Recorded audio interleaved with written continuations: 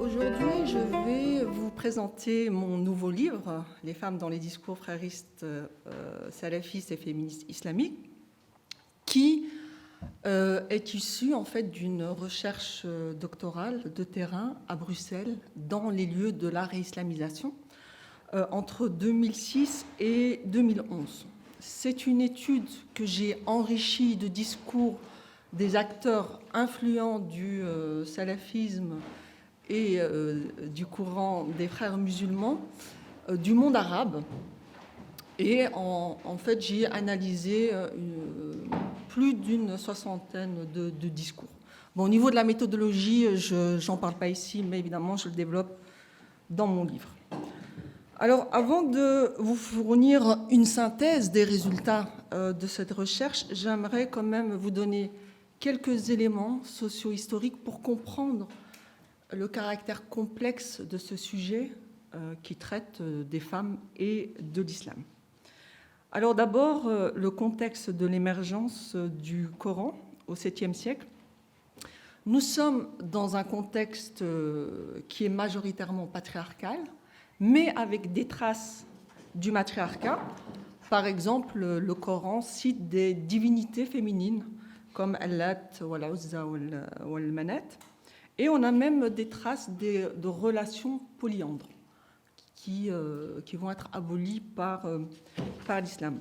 Alors, au niveau du statut des femmes dans le Coran, on peut constater que nous avons une relation égalitaire des sexes devant Dieu, dans cette relation verticale. Et par exemple, nous avons ce fameux verset 1 de la sourate 4 qui dit «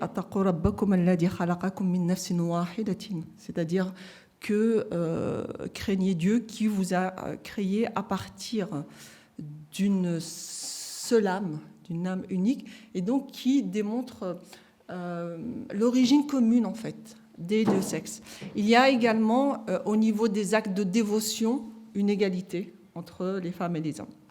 Mais là où le bas blesse, c'est que au niveau relationnel, au niveau de tout ce qui touche aux relations sociales, matrimoniales, donc on est vraiment dans la relation horizontale, et bien là, nous avons effectivement un rapport complémentaire et hiérarchique qu'on va retrouver dans le Coran, et nous avons le fameux verset 34 de la sourate 4 qui vraiment va mettre en lumière l'autorité maritale. Par exemple, les hommes ont autorité sur les femmes. Eh bien, ça, c'est vraiment la source de ce qu'on appelle le rapport hiérarchique des sexes au niveau coranique.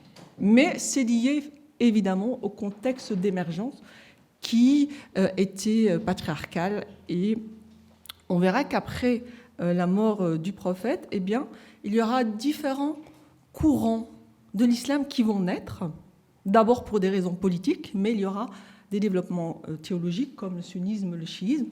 Et dans ces différentes expressions de l'islam, on va voir que l'islam mystique, dans sa version sunnite et chiite, va magnifier la femme. On est vraiment dans un courant où les femmes prennent vraiment leur place, et elles seront des guides spirituels devant des assemblées mixtes. Et on a par exemple la grande figure fondatrice du soufisme qui est Rabi'a al-Adawiya, qui est morte en 801 et qui a développé la théorie de la passion amoureuse de Dieu, l'Aïshq, – et qui est vraiment une figure fondatrice. Et le soufisme, en fait, est un courant très présent dans les sociétés arabes et musulmanes, et même ici en Europe, aux États-Unis, à travers l'histoire et actuellement. Mais comme c'est un islam invisible qui met plutôt en avant la spiritualité, eh bien on ne le voit pas. On ne le voit pas comme l'islam militant. Il y a Éric Geoffroy qui a écrit « Allah au féminin » très récemment, qui met vraiment en lumière toute cette réalité. On a d'un autre côté ce qu'on appelle l'islam légaliste. L'islam légaliste qui se fonde sur le droit musulman, ce qu'on appelle la charia. Tant dans la version sunnite que dans la version chiite, on va voir une infériorisation de la femme qui va être sacralisée. C'est-à-dire que là, à partir du 9e siècle de notre ère commune, 3e siècle après la mort du prophète, on a différentes écoles juridiques qui se forment et qui vont faire des interprétations à partir du Coran, des hadiths, etc. Et ils vont fixer le statut des femmes. Et c'est là qu'on a l'autorité maritale, la répudiation, la polygamie, etc. Alors, j'attire votre attention sur le fait qu'on doit faire une distinction entre ce que dit le droit musulman et la réalité sociologique des femmes. Et par exemple, il y a Azad Erhan qui vient d'écrire un ouvrage « Femmes et pouvoir en islam » qui met bien en lumière le fait que des milliers de femmes ont pris durant l'histoire vraiment des positions de pouvoir au niveau politique, au niveau de l'enseignement, dans le monde, tant dans la sphère religieuse que dans la sphère publique. Et ça, c'est très important de garder en lumière cette distinction. Alors, évidemment, l'infériorisation juridique légalisée n'est pas une spécificité islamique. Par exemple, dans la charia, le Coran est la source première auquel on se réfère. Et donc, on voit bien que ce verset qui dit « Les hommes ont autorité sur les femmes en raison des faveurs qu'Allah accorde à ceux-là sur celles-ci et aussi à cause des dépenses qu'ils font de leurs biens ». Et là, on voit que c'est ça qui justifie l'obéissance des femmes. Les femmes vertueuses sont obéissantes. Eh bien, on voit que ça, c'est un droit qui a été sacralisé dans le charia. Et à côté de ça, nous avons des systèmes juridiques prémodernes et modernes qui vont également asseoir la suprématie masculine, parce que le patriarcat traverse toutes les sociétés. Et nous avons l'article 213 du Code de Napoléon, qui en 1804 dit « Le mari doit protection à sa femme, la femme obéissance à son mari ». Vous voyez, c'est le rapport hiérarchique. Et ça, c'est important de le savoir. Alors, évidemment, face à cette discrimination légalisée, tant au niveau du droit religieux que du droit séculier, eh bien, on va voir apparaître en Europe, aux États-Unis, un peu partout dans le monde, des mouvements féministes. Et dans le monde musulman et arabe, il y aura également des mouvements féministes qui naissent et qui vont justement contester ce rapport hiérarchique légalisé. Et on a par exemple Houda Sha'rawi qui crée en 1923 l'Union féministe égyptienne et qui naît en fait dans un contexte de colonisation. On est avant les indépendances. Et là, on va voir que tous les mouvements féministes vont se battre tant pour la libération des pays que pour l'émancipation des femmes. Je vous renvoie, je me permets de vous renvoyer à mon livre sur les féminismes arabes. Alors, après les indépendances, durant les années 50-60, on va assister à une modernisation qui est notamment fondée sur le socialisme arabe, des idées de gauche, mais sans démocratisation dans l'ensemble des pays arabes et musulmans. On est face à des gouvernements autoritaires. Et là, on va voir que il y aura une égalité, du moins officielle, devant les constitutions, qui sera reconnue, mais qui va composer avec une inégalité au niveau du droit privé, au niveau des codes du statut personnel et du code de la famille, sous prétexte qu'ils sont justement issus de la charia. Et c'est comme ça que jusqu'à l'heure d'aujourd'hui, dans de nombreux pays, nous avons ce droit médiéval qui a été traduit de manière moderne. En réalité, on reprend des dispositions passées et où on a l'autorité maritale, l'inégalité successorale, etc. Et les féministes contestent évidemment cet état de fait jusqu'à l'heure d'aujourd'hui. Alors, à partir des années 70, 80, on est d'abord dans des sociétés travaillées par le panarabisme de gauche, où, malgré le fait qu'il y ait des inégalités instituées et pas de démocratie, il y a quand même cette idée d'avoir une politique de développement où on intègre les femmes avec une politique de dévoilement qui est mise en place. Et à la fin de l'idéologie panarabe, on va voir apparaître une contestation de nature islamiste, où on va revendiquer une justice divine qui remplacerait l'injustice humaine, et on va prôner un projet de société fondé sur l'ordre social, la morale sexuelle, sur l'instauration de la charia, et les femmes vont être la cible des discours de la réislamisation, avec une insistance sur le port du voile. Pourquoi ? Parce que dans ce système de pensée, on considère que les femmes sont les gardiennes de la tradition et qu'elles ont un rôle premier qui serait gardienne de l'espace privé, et les hommes seraient ceux qui occupent l'espace public, et ce serait un idéal politique qui amènerait au bonheur social. C'est dans cette logique-là qu'on va contrôler les femmes. Alors, pour revenir aux acteurs religieux, quelques éléments aussi à propos des différents groupes étudiés.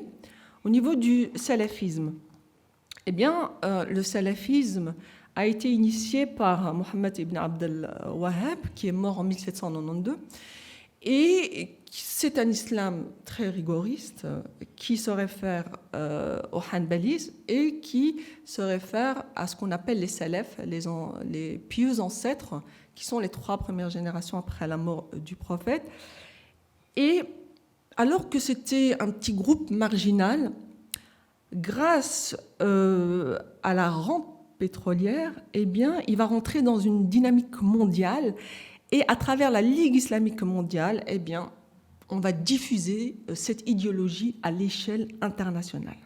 Ça va avoir un impact sur le statut des femmes, parce que c'est une idéologie qui prône l'infériorisation des femmes et l'assignation des femmes à l'espace privé.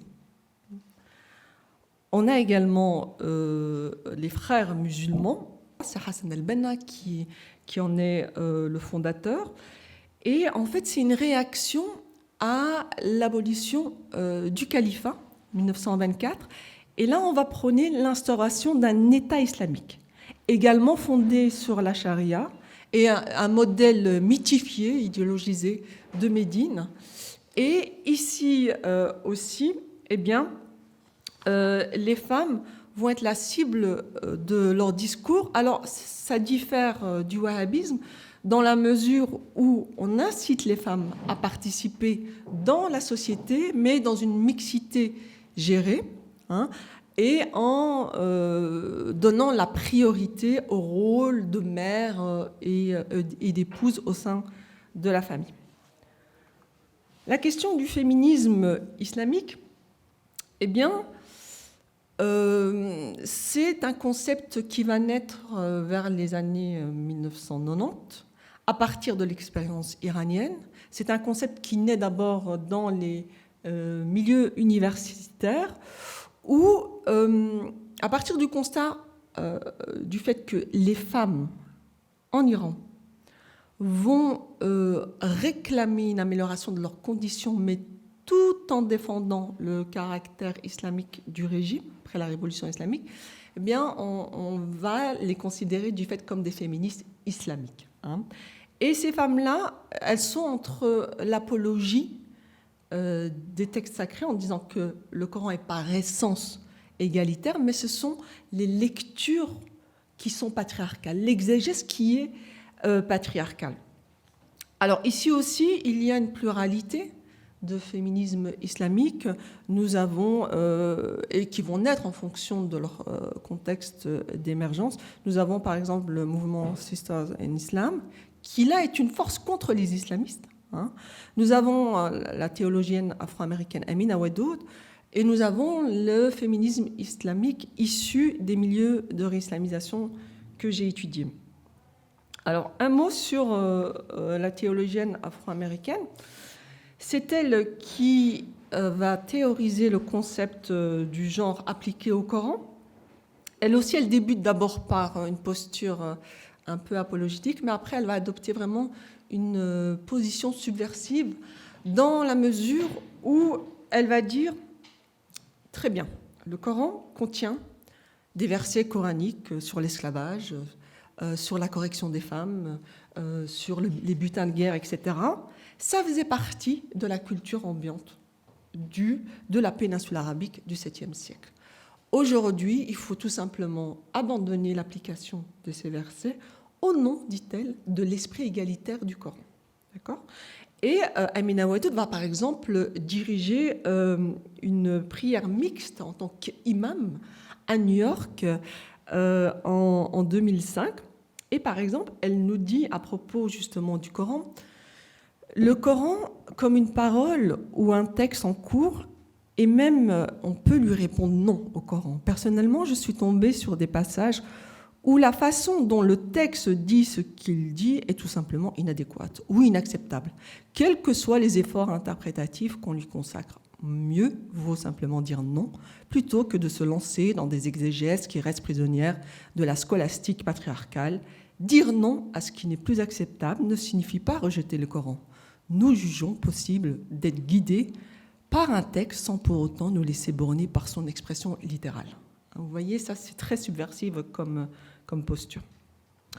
Alors, les féministes islamiques que j'ai étudiés, en fait, à partir de 2005, va émerger dans les lieux de la réislamisation le concept de féminisme islamique. C'est précisément, justement, au sein du collectif international Présence musulmane, qui a été fondé par Tarek Ramadan, et qui était en 1997, et qui est qualifié de frère musulman autonome par Samir Amghar, dans la mesure où il s'inspire de l'idéologie des frères musulmans et des modes d'action des frères musulmans, mais il n'est pas structurellement attaché à la confrérie des frères musulmans. Alors, Tarek Ramadan, avant évidemment l'éclatement de son affaire en 2018, était vraiment une figure de proue, et il va inciter les femmes à s'impliquer au niveau de présence musulmane, et c'est là qu'on va voir apparaître des féministes qui émergent, soit du centre, ou bien qui vont intervenir, comme Asma Lamrabet, etc. Alors, un mot quand même sur la notion de la réislamisation. Qu'est-ce que la réislamisation ? Eh bien, la réislamisation indique une socialisation religieuse qui n'est pas la conséquence d'un islam qui est transmis par les parents, mais qui va se construire, donc cette socialisation, par la fréquentation volontaire des mouvements religieux idéologiques. La réislamisation a pour projet de société de remettre la référence islamique au sein de sa vision du monde. On est vraiment dans une perspective globalisante de l'islam. Et à Bruxelles, les principaux acteurs de la réislamisation, qui est en réalité le reflet de la dynamique internationale, eh bien, étaient au moment de ma recherche de terrain, entre 2006 et 2011, issus de la mouvance des frères musulmans et du courant salafiste, qui donc constitue une réactualisation du wahhabisme saoudien. Alors, rentrons maintenant dans le vif du sujet. Et là, je vais structurer cette partie de la manière suivante. Je vais donner des extraits de discours concernant la place des femmes dans l'espace privé, dans l'espace public, et au niveau de la question du voile. Comment ces trois groupes d'acteurs se positionnent dans ces questions-là. Alors, au niveau de l'espace privé, nous avons par exemple l'acteur frériste Hassan Hamdouni, qui est un juriste théologien, qui est belge d'origine tunisienne, et Brigitte Maréchal le classe dans ce qu'on appelle les références intra-européennes de la tendance des frères musulmans. C'est un acteur qui est très actif. Et par exemple, à propos de la question des femmes, eh bien, on voit qu'il reste ancré dans le droit musulman patriarcal. Il nous dit ceci: l'homme et la femme sont créés d'une même essence, de cette âme unique qui est l'âme humaine. Dès l'origine, Dieu va mettre une égalité entre l'homme et la femme, excepté, c'est ce qu'on va voir après, dans la responsabilité. Allah ne va pas charger l'homme et la femme des mêmes responsabilités, chargeant la femme, elle, d'enfanter et de s'occuper de son enfant, et on va pas lui demander à elle de faire la prière du vendredi sans la rater, et on lui demande d'assumer toutes les obligations sociales et religieuses à l'égal de l'homme. Autre élément du mariage et du statut de la femme. Par exemple, la femme, elle a le droit d'exiger dans son contrat que son mari n'épouse pas une deuxième épouse. Elle a le droit de mettre dans son contrat que le divorce est entre ses mains. Qu'est-ce qu'on peut dire à propos de ce discours qui est véhiculé à Bruxelles devant un public réislamisé?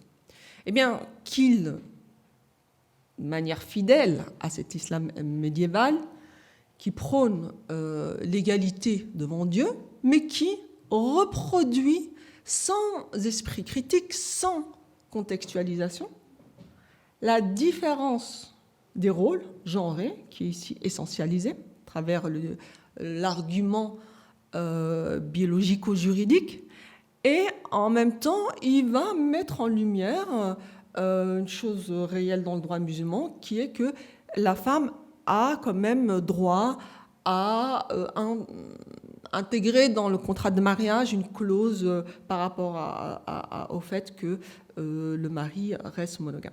Alors, on est dans un contexte où, en Europe, où la polygamie n'est pas d'actualité. On voit qu'ici, il n'y a pas du tout de critique par rapport à ça. Et si on pose un regard critique sur le droit musulman, même si il a des clauses égalitaires, il est en réalité foncièrement patriarcal. Par exemple, la répudiation pour l'homme se donne d'une manière générale, alors que la femme doit insérer une clause si elle en a connaissance et si elle a le courage. Donc on est vraiment dans une autre optique. Alors, la question des femmes dans les discours salafistes.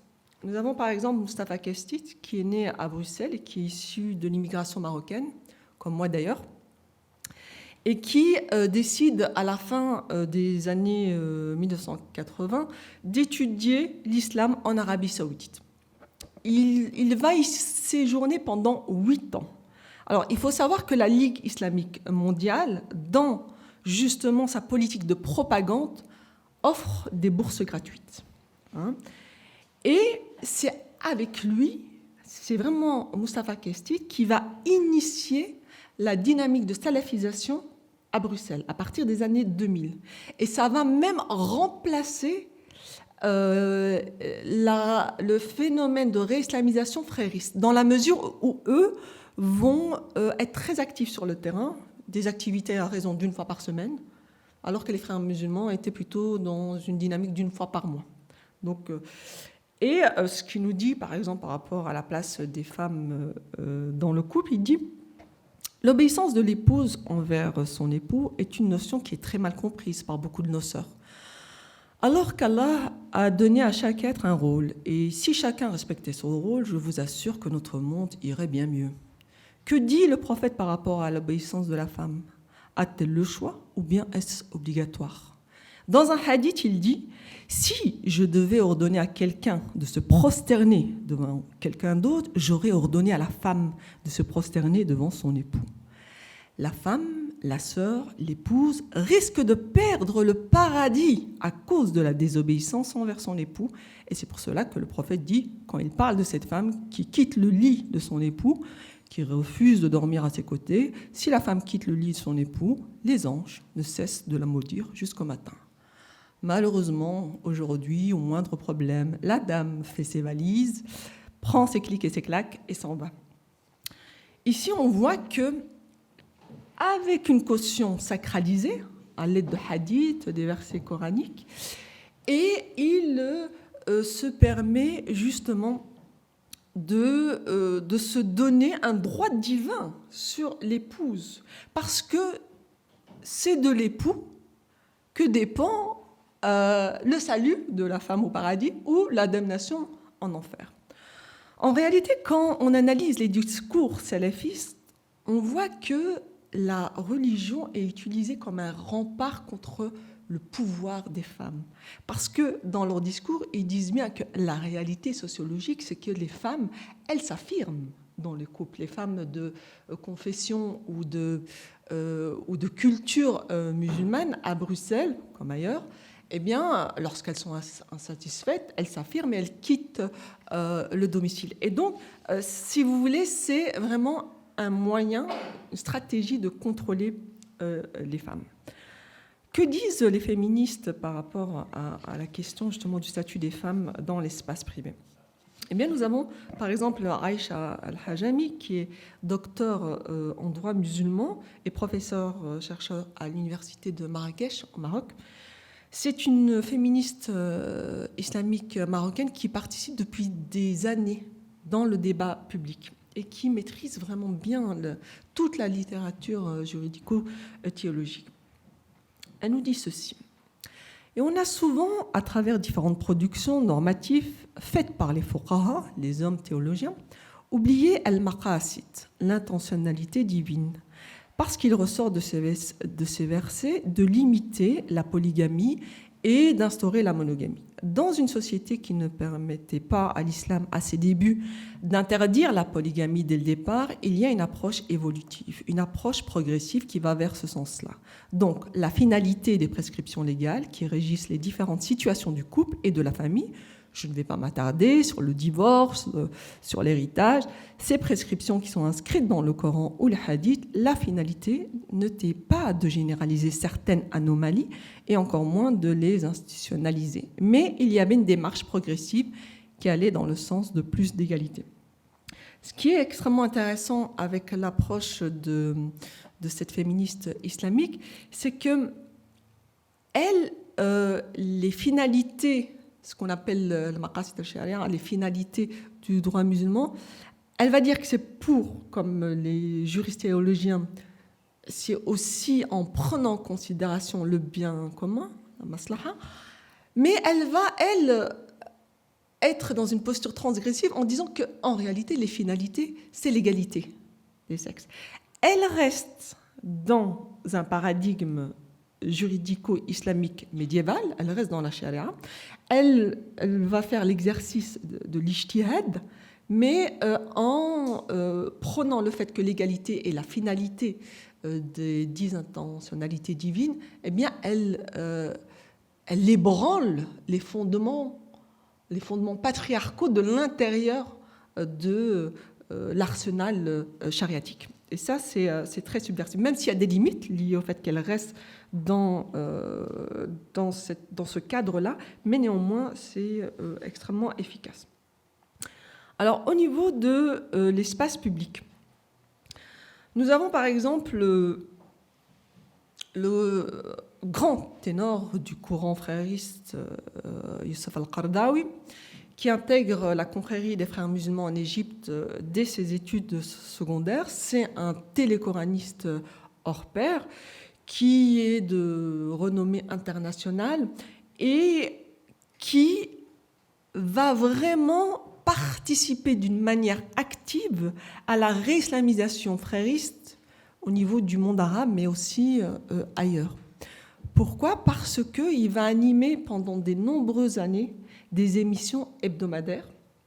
Nous avons Sharia wal Hayat, la Sharia et la vie, au niveau de la chaîne panarabe d'Al Jazeera, qui est quand même suivie par des millions de téléspectateurs. Et en plus, en Europe, il occupe le poste de président du Conseil européen pour la fatwa et la recherche. Son idéologie se diffuse à grande échelle à travers les ouvrages qui sont traduits en français dans les librairies islamiques en Europe et ailleurs, et aussi à travers la toile. Alors, concernant la gouvernance politique, qui est interdite pour le droit musulman, il dit ceci. Quant à l'interdiction faite à la femme d'assumer la fonction de calife ou la direction de l'État, ou des postes de même nature, elle est due au fait que la lutte permanente nécessitée par une responsabilité aussi considérable est généralement au-dessus de ses forces, au-dessus des forces d'une femme. Nous disons bien généralement, il peut arriver que des femmes soient plus compétentes pour cela que certains hommes.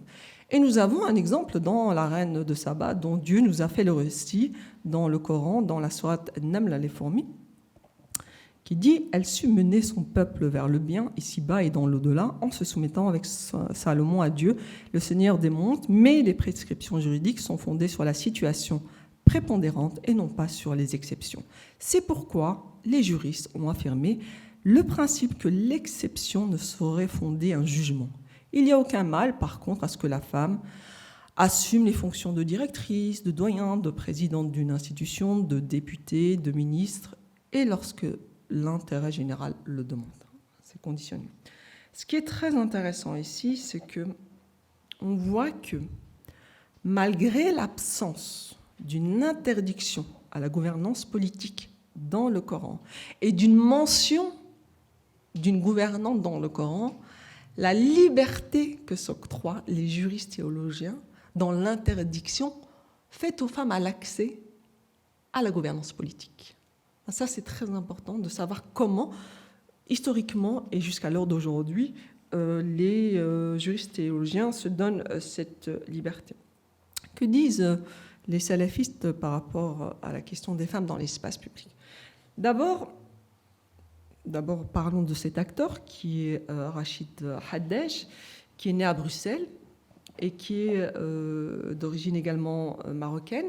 Il a étudié à l'Institut islamique européen créé en 1983 par la Ligue islamique mondiale, qui est au sein en fait, de la grande mosquée de Bruxelles, le centre islamique et culturel de Belgique. Alors il faut savoir que depuis 2018, suite aux attentats de 2016 à Bruxelles, on a retiré la grande mosquée de la mainmise saoudienne. Alors c'était un acteur extrêmement populaire, qui avait en plus un langage où il avait un langage où il usait du lexique de la rue et aussi avec beaucoup de blagues, etc. Il était très aimé par le public réislamisé. Et suite à une maladie, il meurt très récemment, en février 2020. Mais il avait une chaîne YouTube et donc jusqu'à l'heure d'aujourd'hui, ses idées ces postulats sont transmis par les biais des réseaux sociaux. Alors, qu'est-ce qu'il nous dit sur la question des femmes ? Il faut savoir que dans les discours salafistes étudiés, la gouvernance politique, l'investissement des femmes au niveau politique est un impensable. Il dit alors, est-ce que la femme peut sortir en islam ? Mais comment ? Quelles sont les limites ? De quelle manière ? Pour aller où ? Pour faire quoi ? On a des versets qui interdisent à la femme d'aller se pavaner à gauche, à droite, comme elles le font maintenant dans certains quartiers commerciaux, comme vous le savez. Et je n'ai pas besoin d'avoir honte de vous le dire. Parfois, on y va parce qu'on a besoin d'aller dans une librairie ou autre, et tu es gêné. Tout le monde le dit. C'est la rue de qui ? Des femmes. Il se pourrait que le frère qui refuse que sa femme sorte sans lui, quand tu vas parler avec, il n'est pas mauvais, il a peut-être juste une amertume. Normalement, dans un couple, si l'on veut rester protégé ou autre, moi je trouve que ce serait une fierté pour moi si mon épouse me disait « je préfère sortir avec toi car comme ça je suis en sécurité, je suis avec mon mari, il n'y aura pas un petit voyou qui va te draguer dans la rue, on est arrivé à un point où on n'ose plus faire sortir notre femme dehors. Si elle a besoin de vêtements pour elle, c'est le mari qui doit aller au magasin à sa place. » Donc vous voyez ici aussi comment les acteurs salafistes, face à une réalité sociologique où on dit que les femmes, que la rue appartient aux femmes, comment ils essayent, à partir des arguments religieux, de contrôler l'attitude des femmes et d'essayer de les restreindre, parce que justement la conduite féminine leur échappe quelque part. Alors, nous avons également, concernant justement la place des femmes dans l'espace public, nous avons la féministe islamique extrêmement connue, qui est marocaine, qui est Asma Lamrabet, et qui prône une relecture féministe des textes scripturaires. Elle occupe notamment en 2011 la direction du Centre des études féminines en islam au sein de la Ligue des théologiens, des ulama du Maroc, mais elle est contrainte de démissionner en 2018 pour sa position courageuse publique en faveur de l'égalité successorale. Et donc là, elle est contrainte. Que nous dit-elle par rapport à l'exclusion des femmes de la gouvernance qui se fonde en réalité sur un hadith? Elle dit ceci. Ça, c'est le hadith. Un peuple qui confie ses affaires politiques à une femme ne connaîtra jamais la prospérité. Hadith dit authentique, il résume l'interdit qui pèse sur l'autorité et le pouvoir des femmes dans tous les domaines, gouvernance politique, affaires juridiques ou imama. Ce hadith a été transmis par un seul narrateur, surnommé Abu Bakr, qui, durant le califat de Omar ibn al-Khattab, a été condamné pour faux témoignage, ce qui remet gravement en cause l'intégrité morale du transmetteur. Abu Bakr a relaté ce hadith à la veille d'un grand événement politique qui a eu lieu en 656, qui est la bataille du Chameau. Il s'est excusé de ne pas pouvoir y prendre part, alors qu'il était connu comme un fervent partisan de Aïcha, qui est l'épouse du prophète. Il a justifié son refus par le fait qu'il s'était subitement remémoré le dit hadith et ne voulait pas suivre le clan dirigé par une femme. Abu Bakr a rapporté lui-même que le prophète avait énoncé ce hadith en apprenant que la fille de Khosroès, empereur de Perse, accédait au pouvoir après la mort de ce dernier. Or, les sources historiques soulignent un anachronisme incontestable puisque cette succession a eu lieu après la mort du prophète. On voit ici comment une actrice religieuse dispute en réalité dans l'arène religieuse le pouvoir avec les hommes qui, durant de nombreux siècles, ont interdit l'accès des femmes à la gouvernance politique à partir d'un hadith.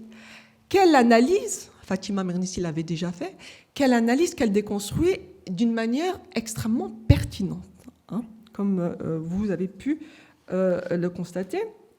Et on voit aussi que, alors que les salafistes parlent du lieu public comme étant un lieu de tentation, de danger, on voit que la femme du prophète, la plus jeune, la favorite, Aïcha, est à la tête d'une troupe d'armée pour des raisons politiques. Elle va s'opposer à Ali, le gendre du prophète, qui est un acte éminemment politique. Alors, justement, si on revient sur elle, ce qu'elle dit sur le verset coranique relatif à la reine de Saba, elle met bien en lumière que dans la charia, le Coran est la source première, ça prime sur les hadiths. Elle nous dit ceci. Bilqis reçoit un jour une missive du prophète et non moins roi Salomon afin de se soumettre au créateur de ce monde. Ce qui est intéressant dans cette histoire racontée par le Coran, c'est la description que fait Dieu de cette femme. Dignitaire, dit la reine, conseillez-moi dans cette affaire, je ne prendrai aucune décision avant de connaître votre avis. Une femme dirigeante d'un des plus riches royaumes de l'époque et qui prend la peine de consulter les élus de son peuple, ces derniers vont d'ailleurs lui faire savoir que la décision finale lui revenait à elle seule, mais qu'elle pouvait compter sur leur puissance physique et matérielle. Le Coran dit « Nous sommes, répondit-il, un peuple fort et d'une puissance redoutable, mais la décision t'appartient. Vois donc toi-même les ordres que tu veux bien nous donner. » Et Asma Lamrabet de commenter « La description que nous fait le Coran de cette femme chef d'État est à elle seule une preuve indéniable contre toutes les allégations supposées de l'hyper-émotivité des femmes qui résonnent moins bien que les hommes du fait de l'ascendant affectif de leur personnalité et qui, suivant la même logique, ne peuvent diriger, politiquement parlant, tout un peuple. C'est l'explication retrouvée dans le discours de pratiquement la majorité des savants musulmans et quelle que soit leur époque. Je trouve que cet exemple illustre à merveille le rapport de genre dans lequel s'inscrivent les féministes islamiques par rapport à cette question, notamment du pouvoir.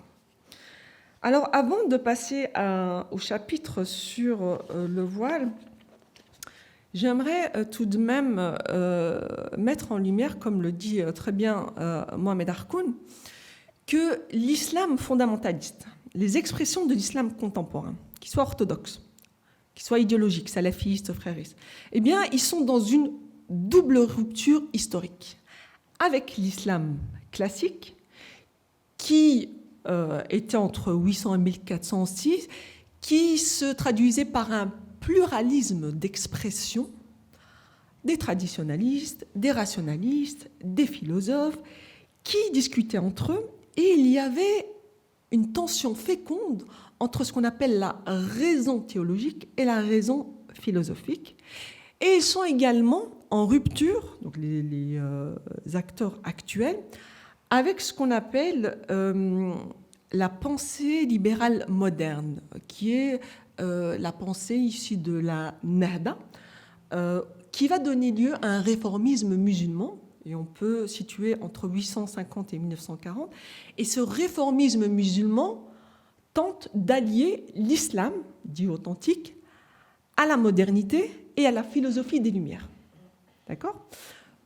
Pour corroborer ces propos, je donne l'exemple dans mon ouvrage du grand Averroès Ibn Rushd, qui est mort en 1198, qui était philosophe, théologien, juriste et médecin musulman andalou, et qui est vraiment une figure universelle majeure. C'est le grand commentateur d'Aristote, hein, et c'est une référence pour la pensée latine, pour la pensée juive, pour la pensée arabe, et il va justifier par la charia l'exercice de la philosophie.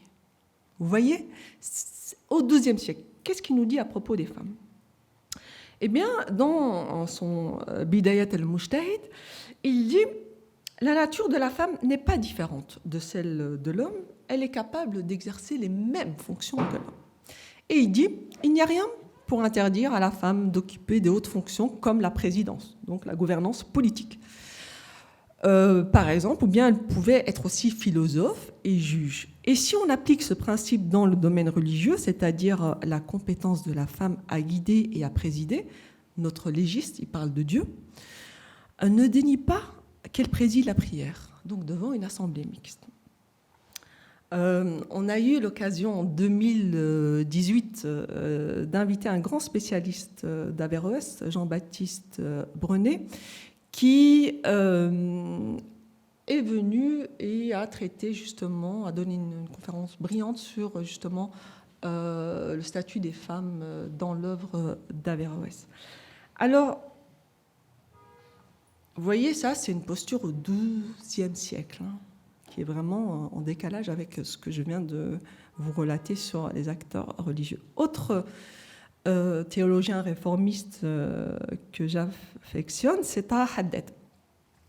Taha Haddad, lui, il va rédiger en 1930 un ouvrage, Notre femme, la législation islamique et la société, et il va vraiment prendre à bras le Coran, tous les versets coraniques, notamment concernant les femmes, et il va proposer une lecture réformiste égalitaire.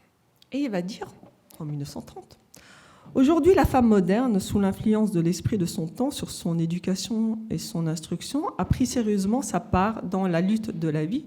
Je pense que la religion musulmane, dans son esprit, ne fait pas d'objection à la réalisation de l'égalité dans tous les domaines, une fois disparues les causes de la tutelle masculine. » Donc il va vraiment prôner l'abolition de la répudiation, de la polygamie, l'abolition du voile, la participation des femmes dans la société, etc. Et l'égalité successorale qu'on n'a toujours pas à l'heure d'aujourd'hui en Tunisie, en 1930. Ça va ? C'est pas trop long pour vous ? Là, je vais traiter de la question épineuse du voile. Je vais boire un peu d'eau.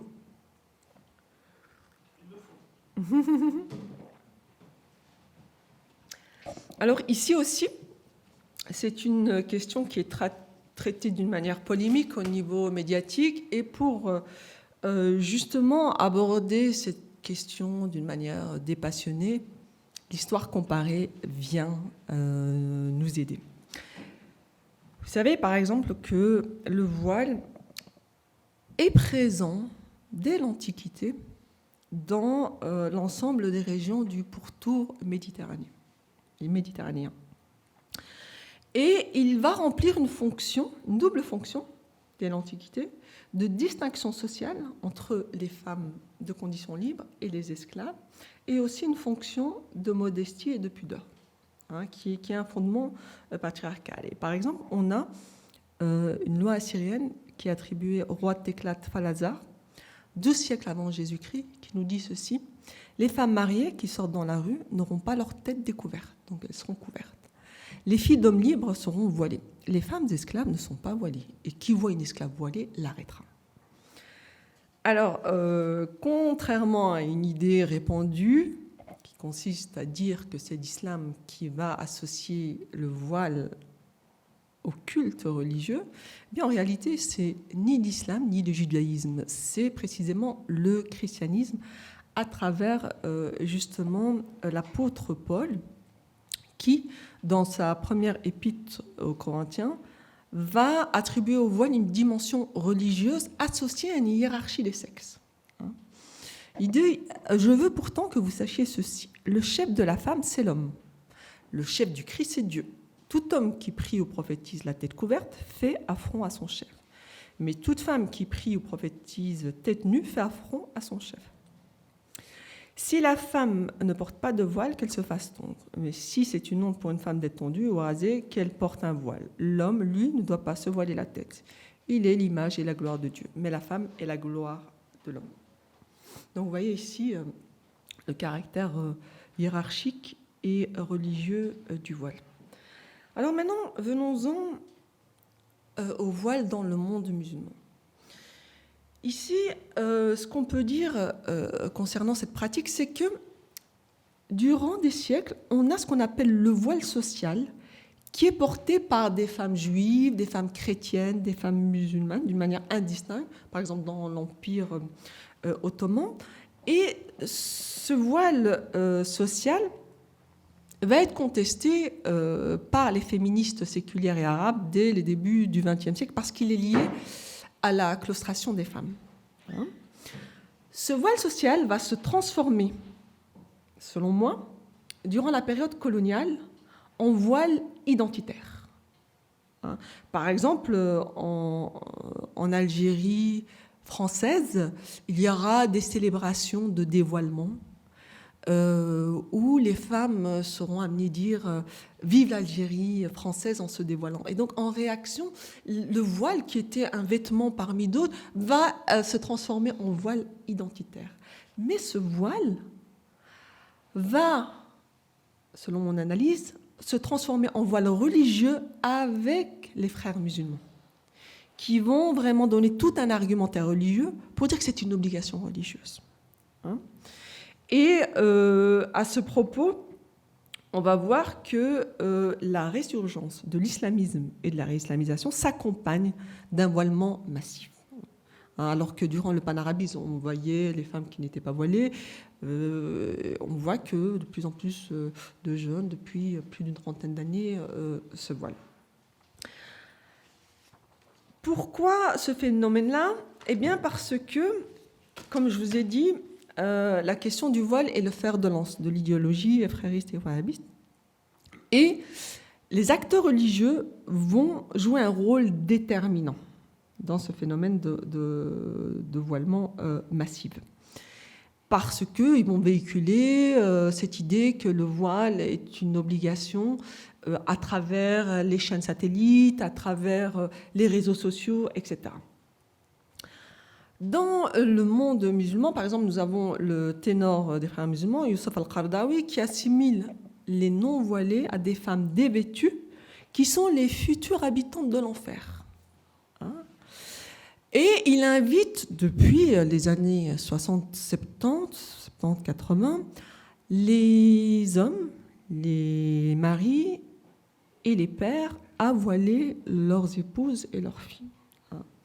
Nous avons en Arabie Saoudite, je ne le dis pas ici, le temps passe, une figure majeure qui est Ibn Baz, qui a présidé la Ligue islamique mondiale, qui lui véhicule l'obligation du voile intégral. C'est comme ça qu'on peut comprendre pourquoi de plus en plus de voiles de ce type-là. Parce que, quand on analyse son discours, il considère que la femme dans l'espace public, c'est un être exclusivement érotisé qui serait source de fitna, de désordre social, etc. Alors, je vais me limiter au discours véhiculé par les acteurs religieux étudiés en Europe. On a une distinction entre le voile frériste, que vous voyez ici, qu'on nomme le hijab. Ici, c'est une conférence à Saint-Louis. C'est une conférence de Tariq Ramadan. On est en 2007. Je suis dans la salle, d'ailleurs. Et on va voir que de plus en plus de femmes vont porter le voile. C'est un voile strict. On voit juste le visage et les mains, coloré. On est dans une mixité gérée, contrairement, par exemple, aux salafistes. Et nous avons l'acteur Tariq Ramadan, qui est le petit-fils de Hassan el-Banna, qui est un philosophe, un islamologue, qui avait une audience très importante, surtout auprès de la jeunesse d'ascendance musulmane éduquée. Et à mes yeux, il a participé grandement au voilement justement de ces jeunes femmes éduquées. Alors, dans le traitement de cette question du voile, qu'il considère comme une obligation, il va user différents registres, à savoir le registre de la foi, je vais ici vous le dire tout de suite, la morale sexuelle, c'est aussi une question de pudeur, donc du contrôle des corps des femmes, où une seule catégorie, les femmes sexuées, catégorie sexuée, les femmes, sont sommées de se voiler devant une autre catégorie, les hommes. Donc on voit que c'est une question de rapport de genre. Et aussi la question identitaire, le registre identitaire en disant colonisant, colonisé, etc., qu'on retrouve dans les discours aujourd'hui. Je choisis de vous donner un extrait d'un de ses ouvrages en 1994 pour vous dire que c'est une posture qu'il défend depuis longtemps concernant le voile. Il dit ceci: les deux versets qui parlent en priorité du voile ont été révélés aux environs de l'année 5 de l'Hégire, à savoir 15 ans après le début de la prédication du prophète. Le verset 59 de la sourate Les Factions fut révélé au prophète, dit à tes épouses, à tes filles et aux femmes des croyants de se couvrir de leur voile. Aïcha et Salama rapportent que lorsque ce verset fut révélé, les femmes de Médine s'empressèrent de confectionner des voiles et de s'en couvrir les cheveux. Ainsi, d'emblée, il fut compris comme une obligation s'inscrivant dans la ligne des multiples révélations précédentes qui, par une sorte de pédagogie divine, menait les fidèles étape après étape vers une compréhension globale de leurs droits et de leurs devoirs religieux. Les versets 31-32 de la Sourate de la Lumière, révélés peu après, précisent la portée et l'objectif de l'injonction. Dit aux croyants de baisser leur regard, d'être chastes, ce sera plus pur pour eux, Dieu est bien informé de ce qu'ils font. Dit aux croyants de baisser leur regard, d'être chastes et de ne montrer de leur atour que ce qui est visible et de rabattre leur voile sur leur poitrine. Les savants sont d'accord sur l'interprétation de ce verset. Ils stipulent que le port du voile pour la femme musulmane pratiquante est une obligation dès lors que celle-ci a atteint la puberté, dès la puberté.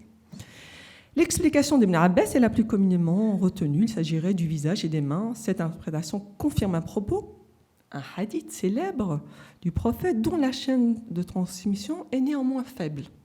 Il y a une reconnaissance de cette faiblesse. Donc ici, vous voyez que ce discours-là va donner vraiment un fondement religieux en disant que c'est une obligation. Et durant les années suivantes de sa prédication, il va dire que c'est une obligation religieuse, mais librement choisie. Il y a une ambiguïté dans son discours. Alors, concernant le voile, salafiste, ce qu'on appelle le jilbab. Il faut savoir que ce voile apparaît à Bruxelles à partir des années 2000. Avant, il était inexistant. Ici, ce voile-là, austère, qui couvre la tête et tout le corps, et qui a pour objectif de bannir en réalité le corps dans l'espace public, il est différent des voiles traditionnels des mères d'origine maghrébine, etc. Eh bien, c'est vraiment avec la salafisation qu'on va voir apparaître ces voiles qui seront vendus dans des magasins salaf, dans les réseaux sociaux, etc. Que nous disent les acteurs religieux à propos de ce voile? Par exemple, l'acteur religieux, Moustapha Kestit, il reprend évidemment les deux versets que je ne vais pas vous citer, que Tariq Ramadan mentionne. Il nous dit ceci. Il nous dit, malheureusement, dans certains pays d'Europe, des représentants de la communauté musulmane, qui pour éviter de dire c'est obligatoire, disent c'est une prescription. Alors ici, il est important de se mettre d'accord sur le vocabulaire. C'est un fard, c'est une obligation. Alors le jeu de mots, certains intellectuels, certains pseudo-spécialistes de l'islam qui disent non, ce voile ne parle pas de couvrir, il parle de rabattre, c'est comme si la femme mettait une sorte de foulard ou de châle sur ses épaules. C'est normal si tu te contentes de la traduction, c'est normal que tu vas arriver à ces résultats. On t'invite à retourner aux sources et après fais ton enquête et tu verras de quoi il s'agit. De quoi il revient lorsque nous parlons de jilbab. Rappelez-vous bien de cette conférence, s'il vous plaît. Le premier, c'est un fondement lié au créneau de la foi. Ce n'est pas l'homme qui a institué le hijab, le foulard. C'est le Créateur, le Seigneur des mondes, le seul, celui à qui tout appartient, le sage, l'omniscient. Et deuxièmement, c'est qu'il s'agit ici d'appeler à organiser la vie en société. C'est pour cette raison que le voile, le hijab, le foulard, s'inscrit dans un système social mis en place par l'islam. Donc on voit ici que on va vraiment donner un fondement divin, en évoquant le Dieu des mondes, c'est lui qui institue le voile, tout en disant que le voile fait partie de l'organisation sociale. C'est une condition pour que la femme participe dans la société. Vous voyez, cette vision patriarcale qu'on a de la société. C'était un colloque dans la grande mosquée de Bruxelles en 2008. J'y ai participé, j'ai enregistré ce discours. Et comme ces acteurs religieux maîtrisent parfaitement l'arabe, parce qu'ils ont été en Arabie Saoudite, et donnent simultanément leur discours en arabe et en français, avec des sources scripturaires systématiquement citées, ils jouissent d'une autorité religieuse. Ça, c'est important à retenir. Alors, que disent les féministes à propos du voile? Eh bien, nous avons, par exemple, une distinction qu'on peut faire entre les actrices féministes en Europe et celles dans le monde arabe. Par exemple, nous avons Malika Hamidi, qui est née en France, qui est d'origine algérienne et qui vit en Belgique depuis plus d'une quinzaine d'années. Elle est titulaire en 2015 d'un doctorat en sociologie qui traite du féminisme musulman en Europe. C'est une grande figure du féminisme islamique en Europe. Et elle s'était engagée auprès de Tariq Ramadan jusqu'à son affaire. Et elle s'inspire vraiment de ses thèses. Ceux qui sont en Europe, ils vont surtout mobiliser le registre identitaire. Ce qu'il faut savoir, je précise quand même, que les actrices religieuses, contrairement aux acteurs religieux, n'usent jamais de la question de la morale sexuelle, de la pudeur. C'est toujours un symbole de foi, un symbole identitaire. Donc on est dans un autre registre. Et ce qu'elle nous dit, par exemple, par rapport à la question du voile, elle dit « Dans l'inconscient collectif, le foulard n'a d'autre fonction que d'enfermer la femme musulmane dans l'espace privé. Et pourtant, nous assistons aujourd'hui à une réalité nouvelle, celle de femmes de foi qui n'hésitent plus à investir l'espace public. De stigmatisation et signe d'infériorité, il est en passe de devenir un signe de prise de pouvoir et de prestige. Et cette métamorphose constitue une double déclaration de guerre. D'une part, à la conception laïque de l'émancipation féminine, d'autre part, à la représentation des hommes musulmans pour qui le foulard incarne la soumission des femmes. Nombre de femmes le considèrent désormais comme source de libération et non plus d'oppression. Le sens donné au port du foulard peut aussi varier d'une femme à une autre. Tantôt, il est vécu comme une quête spirituelle. Certaines peuvent le porter par tradition, d'autres encore le vivent comme un signe identitaire, voire comme un étendard politico-religieux. Par ailleurs, il est instrumentalisé afin de conforter une opposition entre un Occident moderne, éclairé, contre un Orient barbare et obscurantiste. Donc c'est intéressant ici de voir son argumentaire parce qu'il est partagé par beaucoup de féministes islamiques ici qui revendiquent le port du voile, et on voit le retournement de stigmate d'un signe considéré comme un signe d'oppression à un signe de fierté. Alors, Asma Labrabet, par rapport à cette question-là, eh bien, elle est très subversive dans la mesure où elle va dire que le voile n'est pas une obligation, mais une recommandation. Et elle dit ceci: il est malheureux de constater que cette première intention du message spirituel de l'islam est souvent omise, voire complètement ignorée au détriment d'une lecture littéraliste qui ne retiendra de tout l'enseignement coranique que ce slogan désormais célèbre, l'obligation pour les femmes de porter le voile. Or, d'abord, il n'a jamais été question ici d'obligation, mais plutôt de recommandation. Cela est un point très important. À force de focaliser l'ensemble du message sur l'unique comportement vestimentaire de la femme, sur l'obligation qu'aurait la femme de cacher et de voiler ce corps, nous sommes arrivés dans le monde musulman à donner à ce signe spirituel une symbolique d'oppression qu'il est difficile de rétablir.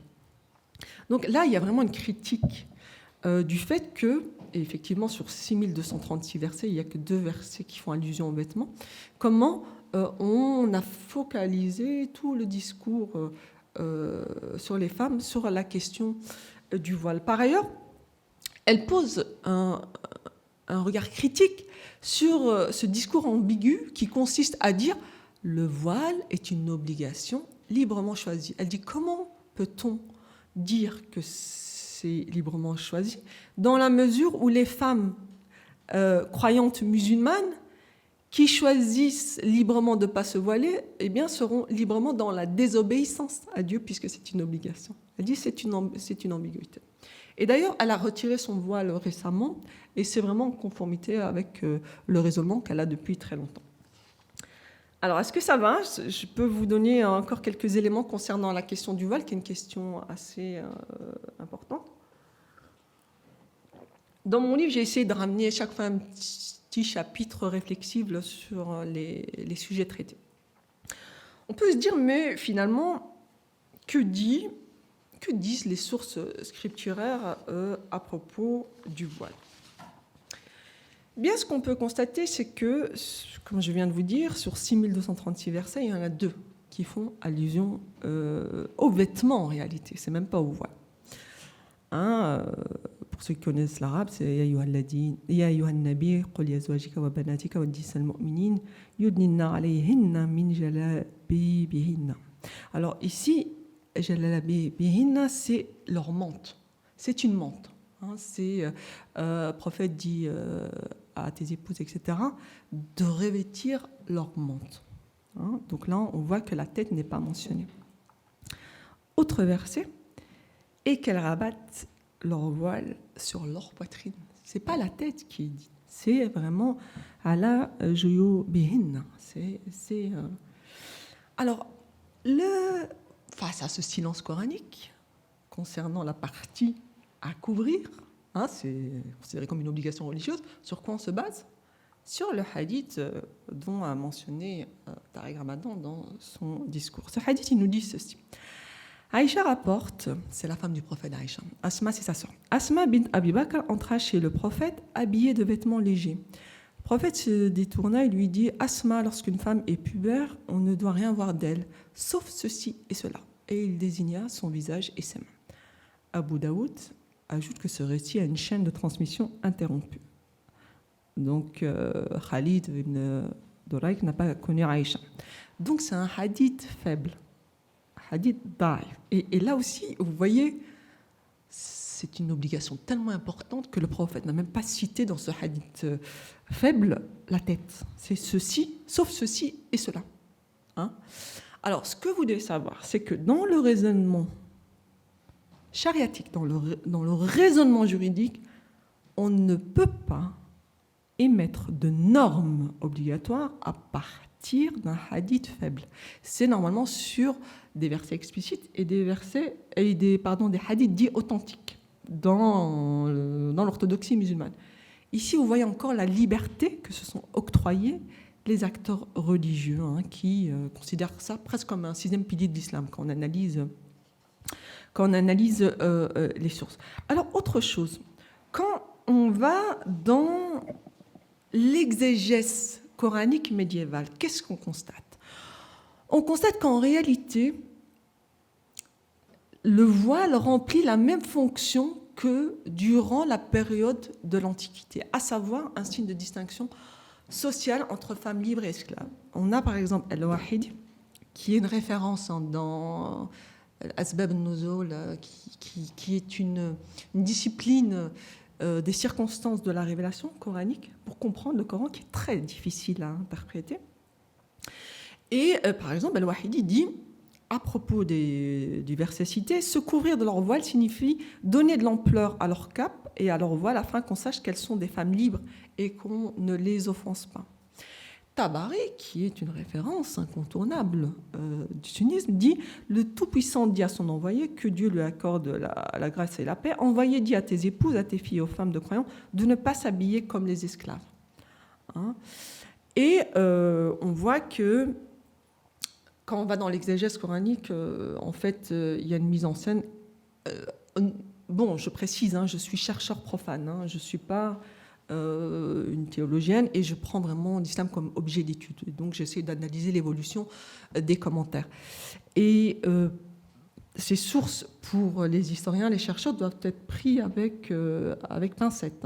Mais il n'en demeure pas moins que c'est une instance de référence pour les musulmans. Donc, c'est aussi un matériau important pour nous, pour l'analyser.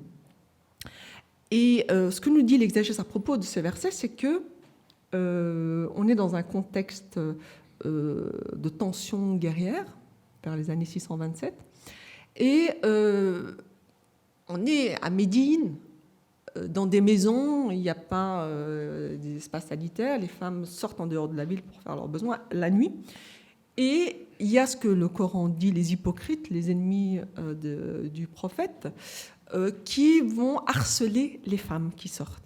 Et quand on leur demande pourquoi vous les harcelez, eh bien, ils répondent, selon Al-Wahidi et les exégèses coraniques, que c'est parce qu'elles ne portent pas le voile, donc on les considère comme des esclaves, avec qui on pouvait avoir des relations sexuelles, et parce que ce n'était pas considéré comme des femmes de condition libre, qu'il fallait se marier, etc. Et donc, c'est comme ça que, selon la tradition musulmane, le Coran, les versets coraniques pour les musulmans va descendre sur l'espace de 20 à 22 années, eh bien, c'est souvent en fonction de circonstances, et c'est à ce moment-là que ce verset descend. Donc, on voit bien que c'est pour distinguer les familles et protéger les familles, malheureusement, au détriment des esclaves. Et on voit, par exemple, parce qu'on a vraiment beaucoup de sources qui viennent corroborer cette distinction sociale des femmes libres et esclaves, on voit que, par exemple, on a un récit qui dit, on rapporte que Omar est le deuxième calife de l'islam, voyant une femme vêtue d'un gilbab et la tête couverte, demande qui elle était, on lui répondit que c'était une esclave. Il dit, la servante ne doit pas imiter sa maîtresse. D'accord ? Alors, on peut aussi interroger les théologiens les juristes théologiens, normalement, prennent en considération les conditions d'application des versets coraniques et des hadiths, etc. Il y a eu l'abolition de l'esclavage. Normalement, cette fonction du voile n'est plus d'application. Or, ce que moi, je défends comme thèse, c'est qu'on est passé du voile de distinction sociale dans l'espace médiéval, dans l'exégèse médiévale, à une obligation religieuse dans le discours contemporain. Ce qu'on peut également constater, et c'est vraiment ma thèse de dire que le voile dans les sources premières ne sont pas un acte religieux, c'est qu'on trouve des sources qui mettent en scène des femmes esclaves musulmanes qui prient sans voile. Et nous avons l'imam Malik qui est une grande référence, qui est un des fondateurs des 4 écoles juridiques de l'islam, qui dit à propos de la servante qui prie sans voile, telle est sa tenue habituelle. Et Ibn Qudama qui dit il est permis à la servante de prier tête nue. Donc si vous voulez, la pratique religieuse comme la prière, elle concerne tout le monde, esclaves, libres. Mais le vêtement social, eh bien, il concerne des catégories sociales. Alors, j'en arrive maintenant à la conclusion quand même, il faut conclure. Et là, ce que je peux vous dire concernant justement mon objet d'étude de ma recherche, c'est qu'il concerne des actrices religieuses, une poignée d'acteurs religieux, et qu'il faut surtout faire la distinction entre les discours normatifs des acteurs religieux, que moi j'ai étudié, de la réislamisation, mais que dans ce groupe d'acteurs religieux, nous avons aussi des théologiens libéraux, que je n'ai pas étudié ici. Nous avons aussi des penseurs modernes qui défendent l'idée, par exemple, d'une égalité des sexes. Et on doit également distinguer ce groupe d'acteurs et d'actrices religieux et religieuses de ce qu'on appelle, nous, l'islam anthropologique, l'islam sociologique, qui est porté par des individus de confession ou de culture musulmane, qui représente une grande diversité des subjectivités, de la richesse des islams, et qui ont un rapport différent. On a l'islam traditionnel, l'islam soufi, l'islam moderne, l'islam sécularisé. Nous avons également de plus en plus d'agnostiques et d'athées qui revendiquent la liberté de conscience dans le monde musulman, parce que malheureusement, dans l'ensemble des pays musulmans, nous n'avons toujours pas, en dehors de la Tunisie, de liberté de conscience. Et donc, ça traduit le caractère complexe. On ne peut certainement pas limiter l'islam dans sa pluralité à un petit groupe d'acteurs, mais qui, du moins, de par leur engagement militant, ont une influence dans l'espace public. Alors, à côté de ces acteurs et de ces actrices de la réislamisation, on voit également apparaître dans la marge des nouvelles actrices, des nouveaux acteurs. Nous avons par exemple l'imam femme en France, Karina Behloul, qui est extrêmement intéressante et qui revendique un islam humanitaire et égalitaire. Alors, ce que on peut constater, pourquoi moi j'ai dit l'analyse genrée de ces discours, c'est parce qu'il y a eu une réappropriation du discours patriarcal par des féministes islamiques dans une perspective égalitaire, ce qui est en soi extrêmement subversif et révolutionnaire. Mais, et je finirai avec ça, l'enjeu principal pour l'exercice de la pensée islamique, selon Mohamed Harkoun, c'est véritablement le passage de ce qu'il appelle l'épistémie médiévale, la pensée médiévale, qui est travaillée par des rapports hiérarchiques. Dans la pensée islamique, c'est la supériorité du musulman sur le non-musulman. On a lu le statut des minorités, la déma, du libre sur l'esclave, reconnu dans le droit musulman, et de la supériorité des hommes sur les femmes. Donc ça, c'est l'épistémie médiévale. Et l'enjeu, c'est le passage de cette épistémie-là à l'épistémie moderne, qui est travaillée par les relations égalitaires, par la citoyenneté, par les libertés individuelles. Ce qu'il faut savoir, c'est qu'en dehors des djihadistes, tous les acteurs religieux, orthodoxes, salafistes, fréristes, acceptent l'abolition du statut des minorités, heureusement, acceptent l'abolition de l'esclavage, qui est pourtant entériné dans le Coran. Il serait grand temps qu'ils acceptent l'abolition du statut infériorisé des femmes, tant dans le monde musulman, dans les juridictions musulmanes, que dans les discours islamiques, pour enfin considérer les femmes comme leurs égales.